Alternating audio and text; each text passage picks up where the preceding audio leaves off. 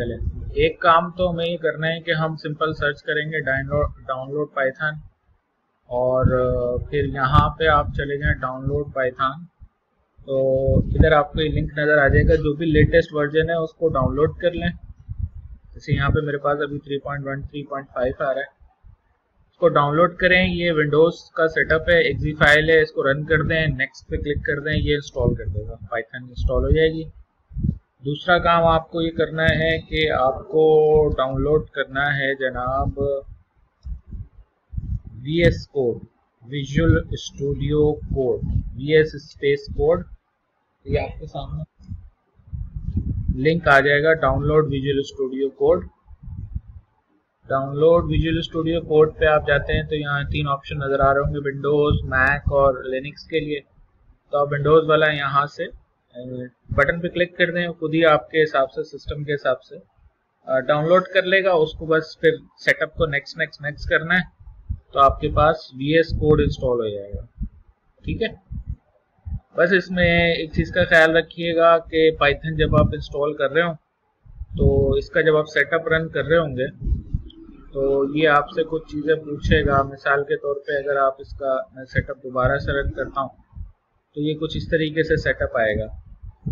तो आप बस इसमें कोई अपने हिसाब से टिक विक मत करिएगा, ठीक है।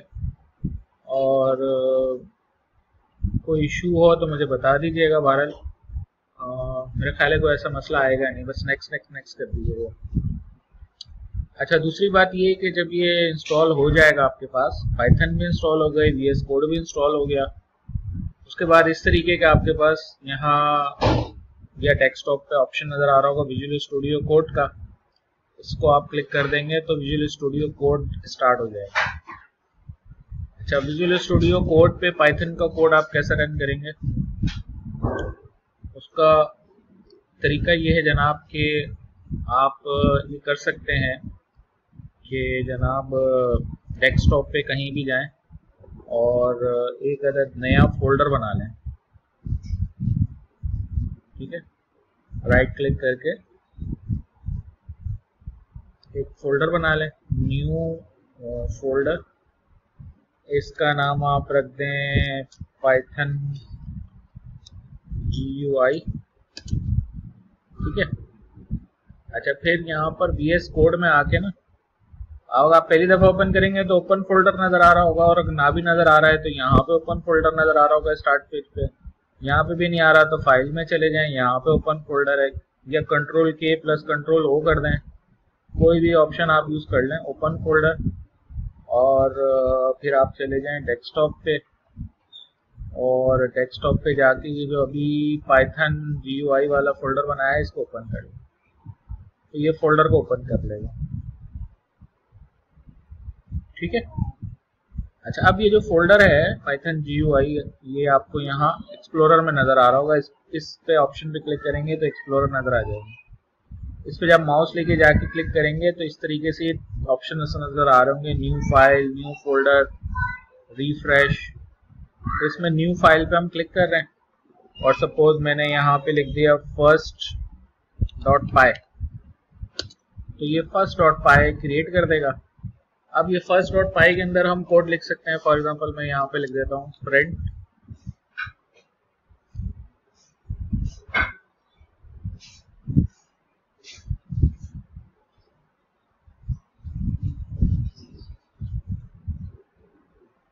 जैसे प्रिंट के अंदर मैंने लिख दिया welcome to Python in VS code.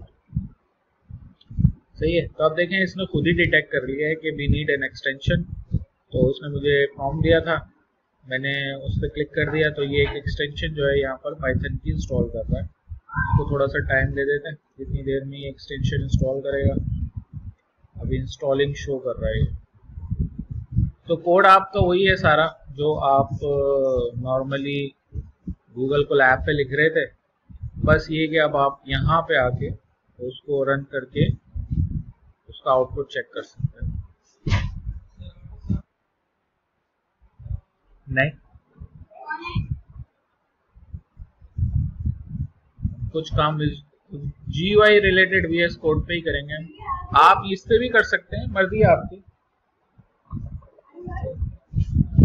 Google Colab पे अलबत्ता GUI वाला काम नहीं हो सकता, तो ये उसकी एक लिमिटेशन है, वो आपको यहाँ पे करना पड़ेगा। बाकी ये कि रिसर्च वगैरह या वो मशीन लर्निंग का कोड वहाँ पे ज़रा इजीली आप रन कर लेते हैं, वहाँ पे लाइब्रेरी सारी इंस्टॉल होती हैं, तो ये एक उसको फ़ायदा है।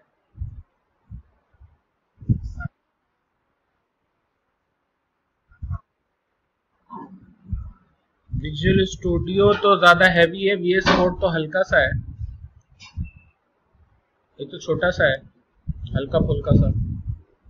विजुअल स्टूडियो तो उस पर भी, विजुअल स्टूडियो पे भी हो जाएगा, बस इसमें आपको पाइथन से रिलेटेड चीज़ें इंस्टॉल करनी होंगी। तो VS कोड कर लें, ज़्यादा लाइट वेट सा है, हल्का फुल्का सा। ठीक जी, ये जो गूगल कोलैब था, ये जुपिटर नोटबुक की तरह तो था।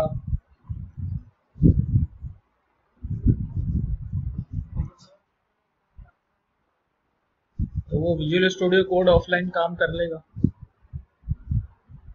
वो भी कर सकते हैं। चलें, तो ये एक्सटेंशन आपके पास इंस्टॉल हो गई है, इसको आप सेव कर लें। वो आप एनाकोंडा इंस्टॉल कर लें, उसके अंदर जुपिटर नोटबुक होती है, उस पर बिल्कुल ऐसे ही जैसे यहाँ पर गूगल कोलैब में आप कर रहे थे ना सेक्शंस बना के, उसका सेम इन्वायरमेंट है जुपिटर नोटबुक का।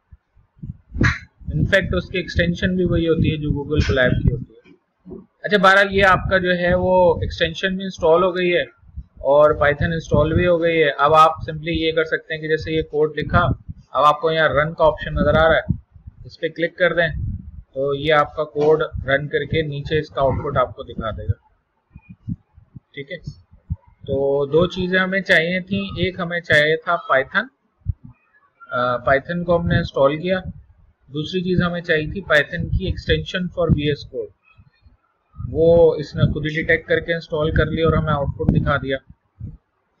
अगर इन केस अगर आपको ये नहीं भी दिखाता तो आप यहाँ VS कोड में नीचे एक्सटेंशंस में जाकर यहाँ पर अगर आप पाइथन सर्च कर लेंगे तो ये आपको मिल जाएगी, इस पर क्लिक कर दें। अगर इंस्टॉल है तो अच्छी बात है, नहीं इंस्टॉल है तो फिर इंस्टॉल पे क्लिक कर दीजिएगा। बहुत इजी टू यूज़ है VS कोड। जैसे ये पाइथन है तो इस पर आप देखेंगे मेरे पास इंस्टॉल है, तो इसको अनइंस्टॉल कर सकता हूँ मैं, और अगर ये इंस्टॉल नहीं होती तो ये इंस्टॉल का ऑप्शन नज़र आ रहा होता, वो मैं इंस्टॉल कर लेता। और भी एक्सटेंशन है जैसे डिबगर है या पाइलांस है, ये इसमें इंस्टॉल हो चुकी है ना। ठीक है, तो अगर नहीं है फिलहाल पाइथन आपने जो है ना वो लाजमी इंस्टॉल कर लेनी है एक्सटेंशन। सही है, समझ में आ गई मेरी बात, क्या करना है। तो इस तरीके से आप इजीली जो है वो पाइथन का कोड इस पे रन कर सकते हैं। यहाँ पर रन का ऑप्शन है, नीचे टर्मिनल पे आपको उसका आउटपुट नजर आ जाएगा। आउटपुट अगर आप देखना चाहें तो इधर टर्मिनल विंडो होती है, उस पर ही आउटपुट आपको डिस्प्ले करता है। अच्छा, अब VS कोड हमने करा किस लिए है, असल में हम थोड़ी सी जो है वो अब GUI या ग्राफिकल यूजर इंटरफेस वो इस्तेमाल करना चाह रहे हैं। ठीक है,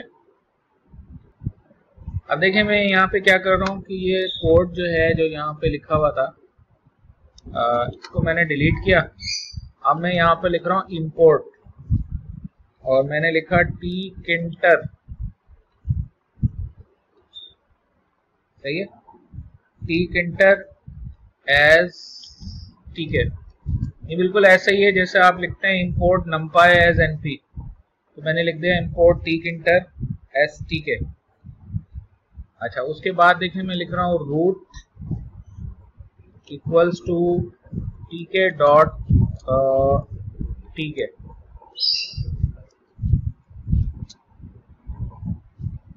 सही है, अभी आपने कोड ऐसे ही लिखना है, इसको आहिस्ता आहिस्ता समझेंगे अभी हम। फिर मैं लिख रहा हूँ रूट डॉट टाइटल, और टाइटल के अंदर हम लिख देते हैं जनाब माई फर्स्ट GUI। और फिर तीसरी चीज जो हमें चाहिए वो चाहिए ज्योमेट्री। ज्योमेट्री हम बता देंगे 3 इन्वर्टेड कॉमास में 300 बाय 200। अच्छा, और फिर जो है वो हम लिखेंगे रूट डॉट मेन लूप। अच्छा, अभी आपको कुछ समझ में नहीं आएगा मैंने क्या लिखा है, लेकिन अगर आप इसको सेव कर लें और उसके बाद रन कर लें तो फिर आपको इसके रन होने के बाद ये इस तरह की एक विंडो नज़र आएगी, छोटी सी प्यारी सी क्यूट सी, जिसके टाइटल पे लिखा हुआ होगा माई फर्स्ट GUI। अच्छा, अब इसका जो साइज आपको नज़र आ रहा है इस ग्राफिकल यूज़र इंटरफेस का, वो 300 बाय 200 है। तो इसको अगर आप चेंज करके जनाब 600 बाय 400 कर दें और कोड को दोबारा से रन कर दें, तो अब की दफ़ा जो विंडो आपको नज़र आएगी वो 600 बाय 400 नज़र आएगी। मेरी बात समझ में आ रही है भाई?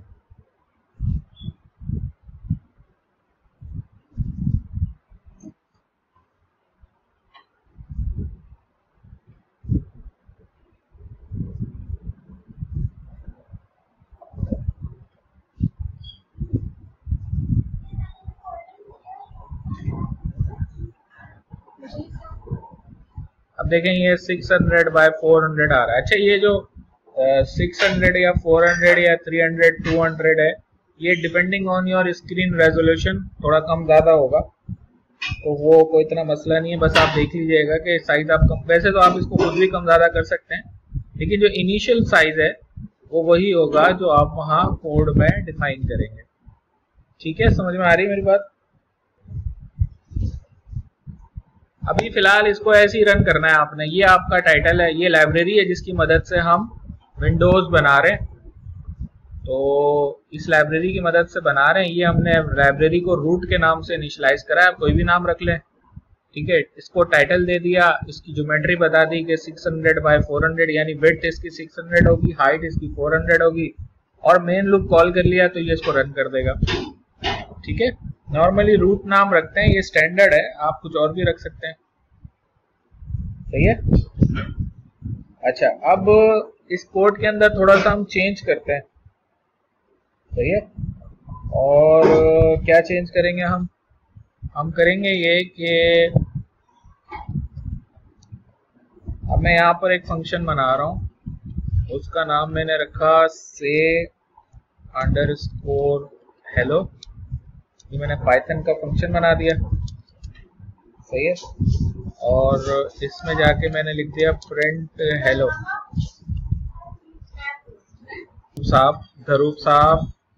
धरूप कुमार,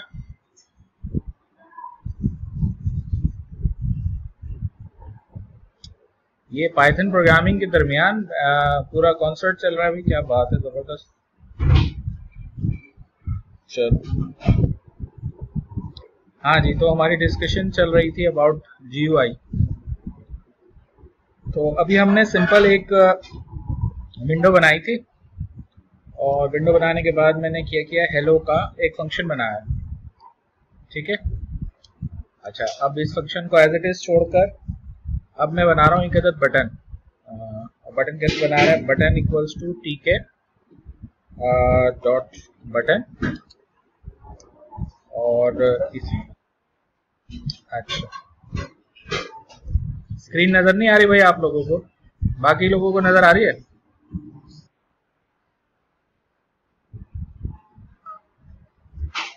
उसको रिफ्रेश कर लें, आ जाएगी।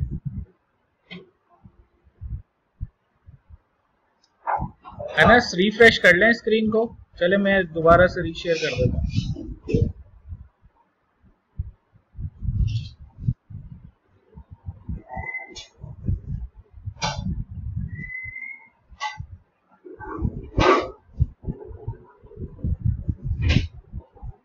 चलें, तो क्या कह रहा था मैं कि हमने एक फंक्शन बना लिया हेलो, और फिर हम लिख रहे हैं button equals to TK dot button. अच्छा, इसमें मैं रूट लिखूंगा। रूट वो हमारा ऊपर वाला जो वेरिएबल हमने बनाया है टीके डॉट टीके करके। अच्छा, फिर इसमें क्या आता है जनाब, इसमें आप जो टेक्स्ट देना चाहते हैं, मिसाल के तौर पे आप लिख रहे हैं text equals to click me. ये आपका बन गया बटन। अच्छा, बटन के क्लिक के ऊपर करना क्या है, बटन पे जब क्लिक होगा तो आपने से हेलो का फंक्शन कॉल करना है। सही है। नेक्स्ट ये आपने बटन डॉट पैक कर दिया। पैक करने से होगा ये कि ये आपकी जो रूट स्क्रीन है उस पर आ जाएगा। इसको सेव कर लेते हैं। सेव करने के बाद इस कोड को हम रन कर देते हैं। Let's see what happens. तो अब आप देखेंगे कि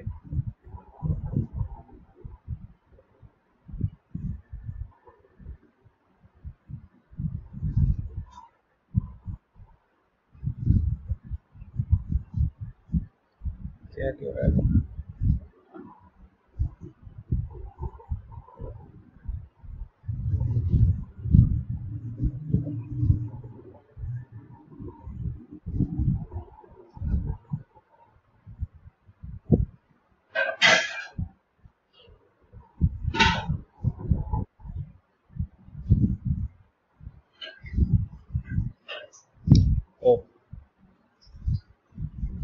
ये एक्चुअली इसके अंदर ही है एक कॉमा है।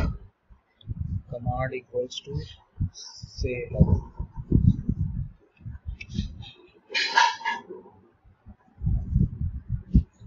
सही, इसको सेव करते हैं और दोबारा से इसको रन करते हैं। Still there is an error. क्या कह रहा है भाई,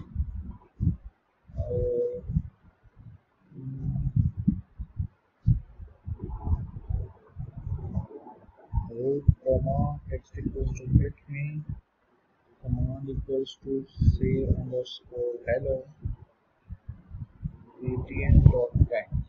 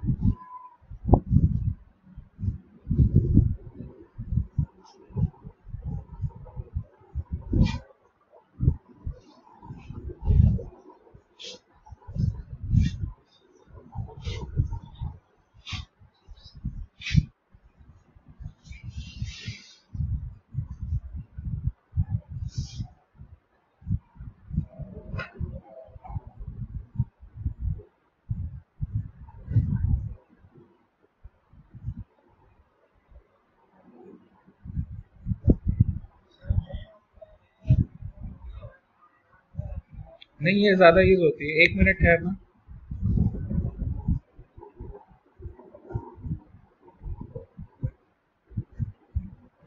ज्यादातर ये यूज होती है, ये इजी टू यूज है।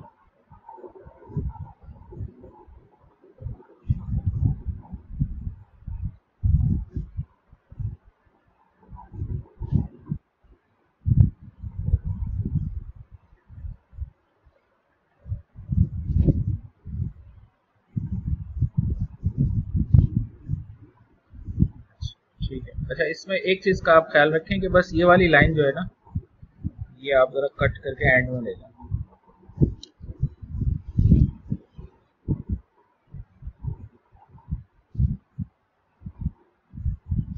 तो आप देखेंगे कि अब आपको यहाँ पर एक बटन नजर आ रहा है जिसपे क्या लिखा हुआ है जनाब, क्लिक मी। क्लिक मी पे क्लिक करूंगा तो ये हेलो टर्मिनल पर प्रिंट करेगा। नीचे टर्मिनल पे आपको लिखा हुआ नजर आ रहा है हेलो। तो बेसिकली क्लिक मी करने पर नजर आ रहा है। सही है, समझ में आ रही मेरी बात? हाँ जी।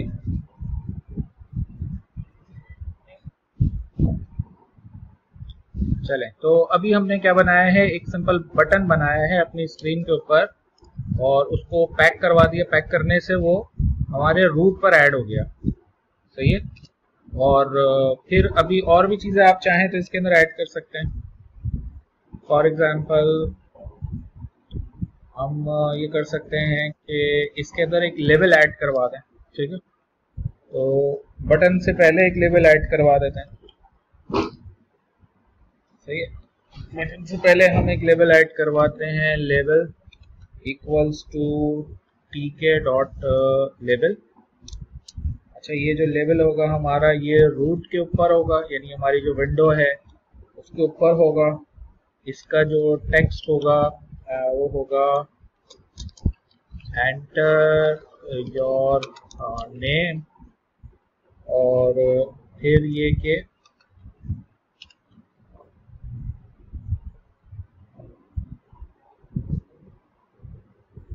बस मेरे ख्याल काफ़ी है। अच्छा, अब ये लेबल अगर मैंने ऐड कर लिया, कोड को सेव कर लिया, और फिर आप इसको अगर रन करेंगे तो ये आपको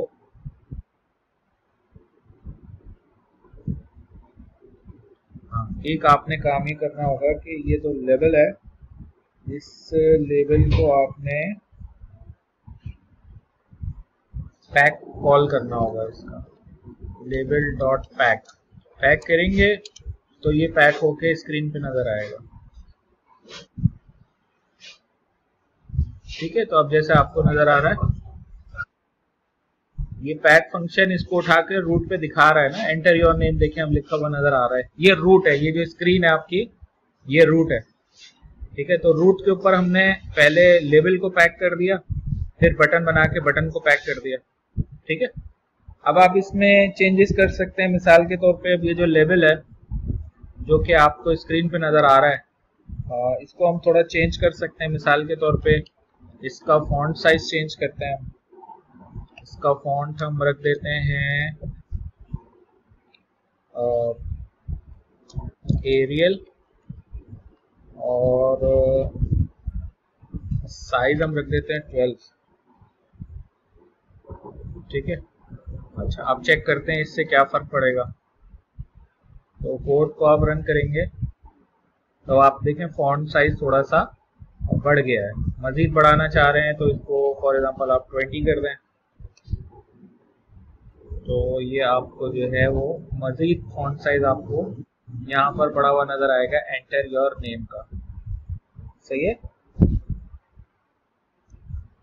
अच्छा, फिर आप ये भी कर सकते हैं कि जब आप पैक कर रहे हैं ना, तो पैक करते हुए यहाँ पे लिखते हैं पैडी इक्वल्स टू 10। ये पैडिंग ऐड हो जाएगी इसके बाद, यानी जब ये लेबल आएगा तो लेबल के बाद नेक्स्ट में थोड़ा सा स्पेस आ जाएगा। तो आप यहाँ पे देखें थोड़ा सा स्पेस आ गया। अच्छा, फिर लेबल के बाद नेक्स्ट चीज जो है जो हम ऐड करवाने जा रहे हैं वो हम एक टेक्स्ट बॉक्स ऐड करवा लेते हैं। तो टेक्स्ट बॉक्स जो है वो हमारे पास पाइथन के अंदर वो कहलाता है एंट्री। तो लेबल है, टेक्स्ट जो एंट्री होती है वो लेबल है। तो ये हमने रूट के अंदर इसको ऐड करवा दिया। इसकी हम विड्थ डिफाइन कर देते हैं।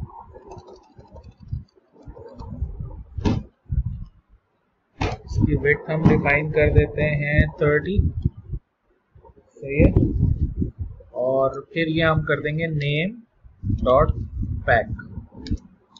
अब नेम डॉट पैक आप करके इसको सेव करें, रन करें, तो अब आप देखेंगे कि यहाँ पे एक अदर टेक्स्ट बॉक्स आ गया है जिसमें आप कुछ लिख सकते हैं। सही है, आप चाहें तो इसमें भी वही पैडी इक्वल्स टू 10 कर दें।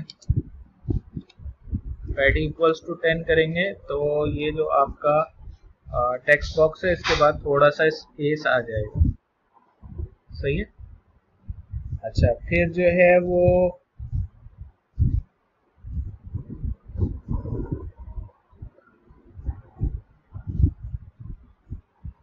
ये हमने जो है ना वो लेबल बना लिया, एक अदर टेक्स्ट बॉक्स बना लिया, और फिर हमने नीचे एक बटन बना रखा है। बटन जो है वो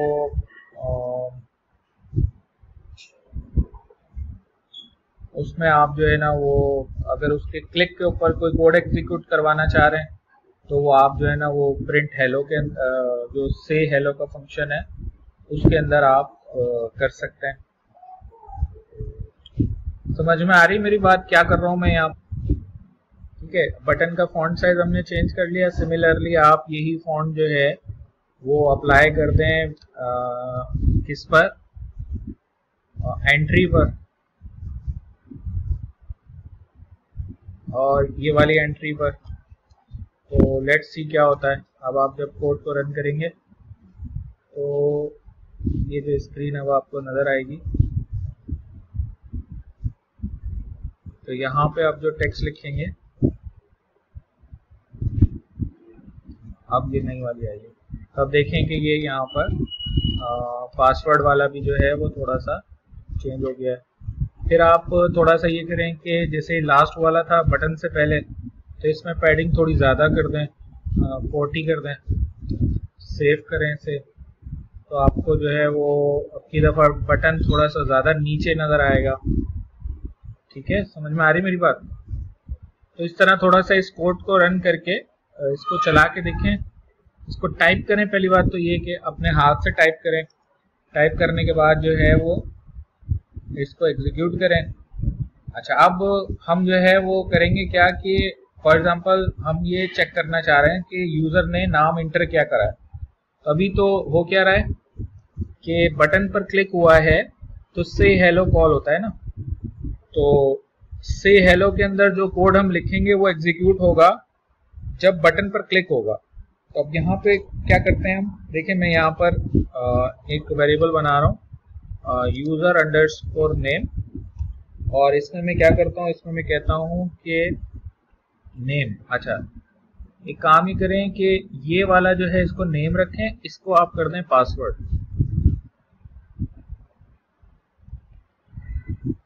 पास अंडरस्कोर एंट्री।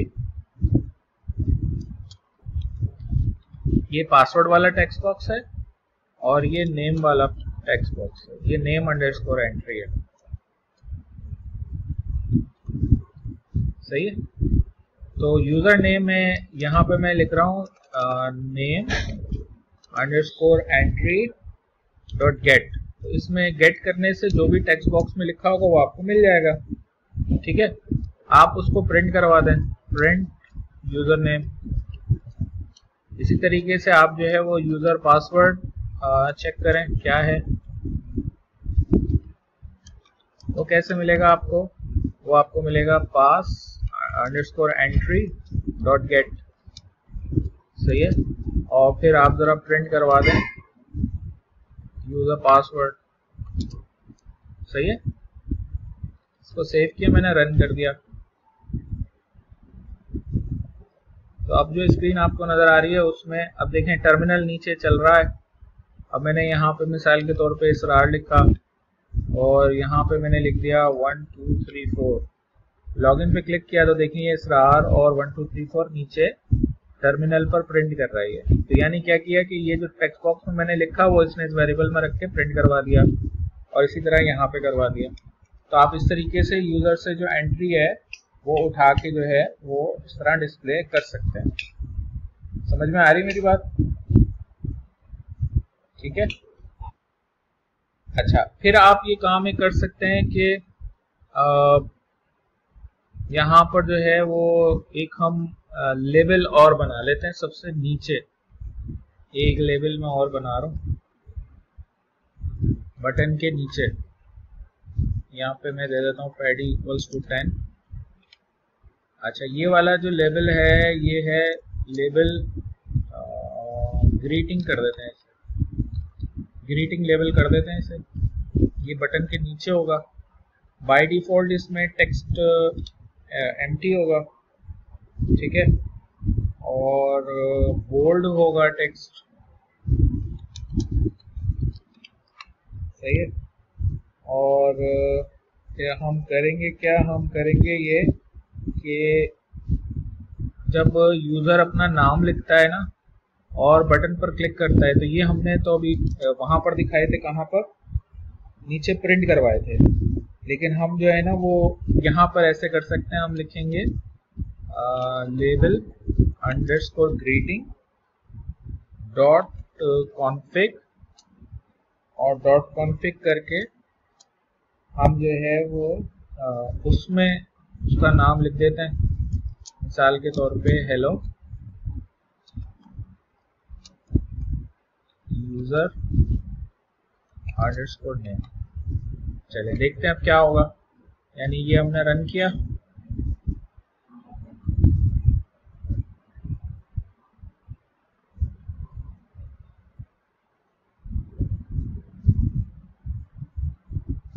अच्छा ये हमारा कोड रन हुआ है। अब मैंने लिखा जनाब इसरार अली, और ये मैंने पासवर्ड लिखा और लॉगिन पे क्लिक कर दिया। तो क्या कह रहे हैं ये, ग्रीटिंग लेबल टीके dot label, label greeting dot pack, सही है। मेन लूप से ऊपर है,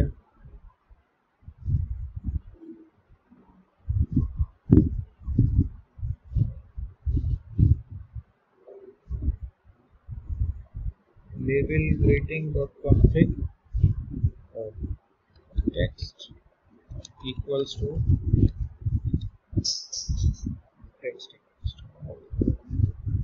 चलो तो अब जैसे मिसाल के तौर पे दोबारा से आपका एक कोड रन हुआ, मैंने यहाँ पे लिखा इसरार अली और यहाँ पे तो पासवर्ड लिखा, लॉगिन पर क्लिक किया तो देखिए नीचे लिखा हुआ नजर आ रहा है हेलो इसरार अली। यानी ये कब हो रहा है, जब मैंने बटन पर क्लिक किया।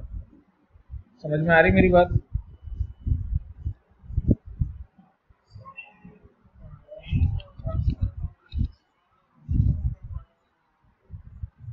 हाँ देखें हो क्या रहा है, कोड को समझे अब आप। बेसिकली ये तो आपकी विंडो है जो इनिशियली आपने बनाई ना, फिर ये एक फंक्शन है। ये फंक्शन क्या करता है कि देखें एक आपके पास लेबल है, पहला लेबल ना, आउटपुट को अगर मैं सामने रखूं आपके, तो इस आउटपुट को आप देखते रहें और फिर कोड को अंडरस्टैंड करें। ये पूरी विंडो तो आपकी रूट है। ये एंटर योर नेम नहीं, ये पहला लेवल है। देखें आपने क्या किया, इसका टेक्स्ट सेट कर रखा है एंटर योर नेम और 20 फॉन्ट साइज रखा हुआ है। इसके बाद थोड़ी सी पैडिंग है 10 की। फिर ये वाला जो टेक्स्ट बॉक्स है ये नेम एंट्री है, सही है, इसका नाम है नेम एंट्री। तो इसमें से टेक्स्ट हासिल करने के लिए आपको ये कोड लिखना पड़ेगा नेम एंट्री डॉट गेट। अच्छा फिर ये इसके नीचे ये वाला लेबल है एंटर योर पासवर्ड, इसके नीचे ये स्पेस आ रहा है। अच्छा और उसके बाद जो है वो ये आपका बटन है जिसके ऊपर नीचे जो है वो 40 स्पेस आई हुई है, इसको 20 कर देते हैं।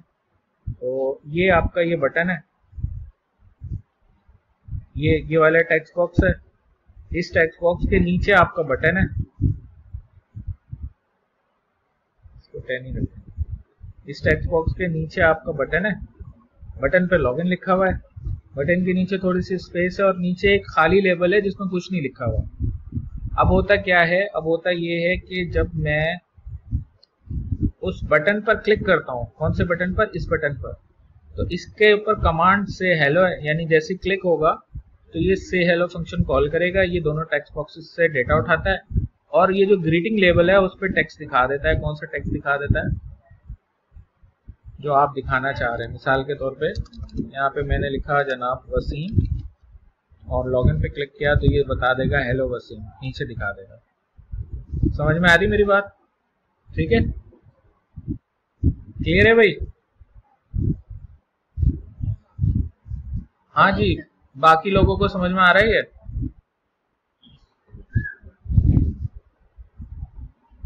अच्छा अब आप देखें कि ये जो सब कुछ मैंने आपको बता दिया है यहाँ तक,